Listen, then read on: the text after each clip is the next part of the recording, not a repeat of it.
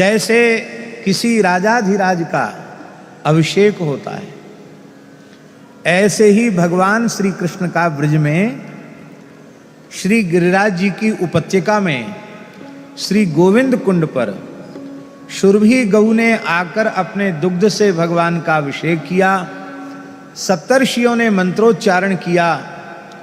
ऐरावत हाथी ने आकाश गंगा के जल से भगवान को स्नान कराया और सुरभि गाय ने भगवान श्री कृष्ण का नाम गोविंद रखा। अभ्यसिंचत गोविंदम अभ्यसिंचत दासारहम गोविंद इति चाभ्यधात। भगवान का अभिषेक करके गोविंद इति चाभ्यधात, गोविंद यह नामकरण गो माता ने किया। और यह नाम भगवान को बहुत अधिक प्रिय है। कितना प्रिय है भगवान को गोविंद नाम। भगवान श्री कृष्ण कह रहे हैं कि कौरवों की सभा में गोविंद कहकर के द्रौपदी ने मुझे पुकारा। द्वारिकावासी मुझ कृष्ण का इतने दूर में विराजमान मेरा स्मरण गोविंद कहकर के द्रौपदी ने मुझे पुकारा। द्रौपदी ने गोविंद कहकर पुकारा, उसके पीछे भाव क्या था? उसके पीछे भाव ये था कि हे प्रभु, आप गोविंद हैं और मैं आपकी गाय हूं। आप गोविंद हैं और द्रौपदी कहती है मैं आपकी गाय हूं और इन दुर्योधन दुशासन आदि कौरव रूपी कसाईयों के बीच में घिर गई हूं। इसलिए हे गोविंद, आप अपने गोविंद नाम को चरितार्थ करते हुए, सत्य करते हुए इन कौरव कसाईयों के मध्य से मेरी रक्षा करो। कहते ये गोविंद नाम का कर्ज श्री कृष्ण कहते मेरे ऊपर इतना अधिक चढ़ गया है कि महाभारत युद्ध हो गया, पांडवों की विजय हो गई, युधिष्ठिर चक्रवर्ती सम्राट पद पर अभिषिक्त हो गए हैं। लेकिन इतना सब होने के बाद भी अभी जो द्रौपदी ने गोविंद कहकर मुझे पुकारा था उसका कर्ज उतरा नहीं है।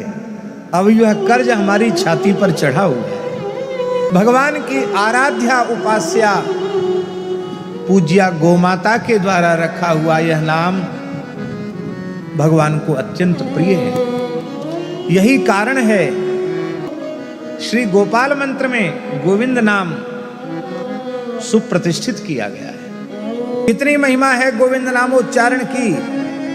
1 करोड़ गायों का दान काशी जैसे पवित्र मुक्ति क्षेत्र में वेदज्ञ ब्राह्मणों को किया जाए, वह भी ग्रहण के काल में किया जाए। ग्रहण के काल में दान का अक्षय पुण्य होता है और उस महापर्व के अवसर पर 1 करोड़ गायों का दान वेदज्ञ ब्राह्मणों को किया जाए और एक बार श्री गोविंद नाम का उच्चारण किया जाए तो पद्म पुराण में भगवान व्यास कह रहे हैं कि 1 करोड़ गायों के दान का पुण्य भी एक बार गोविंद नाम के उच्चारण के पुण्य की समता नहीं कर सकता।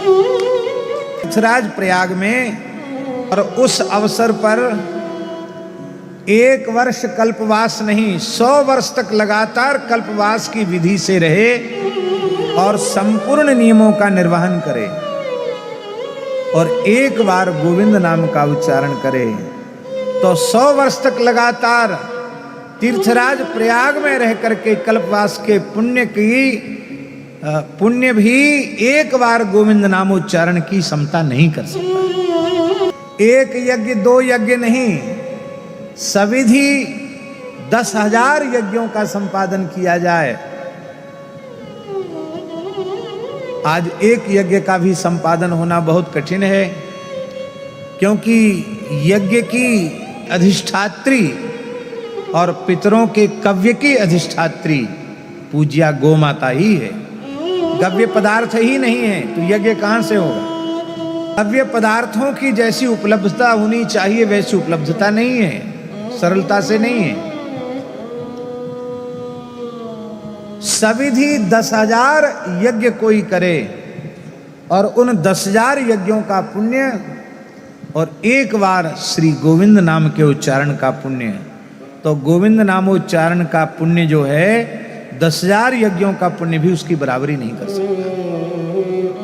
स्वर्ण दान की बड़ी महिमा है, और तोला 2 तोला स्वर्ण नहीं, मेरु सुवर्ण दानम, सुमेरु पर्वत के समान स्वर्ण राशि का कोई दान कर दे और केवल एक बार गोविंद नाम का उच्चारण करे तो गोविंद नामना न भवेच्च तुल्यम, गोविंद नाम की समता नहीं कर सकता है।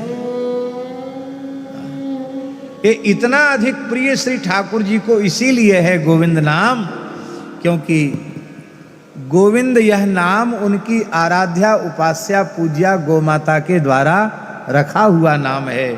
बोलो गोविंद भगवान की।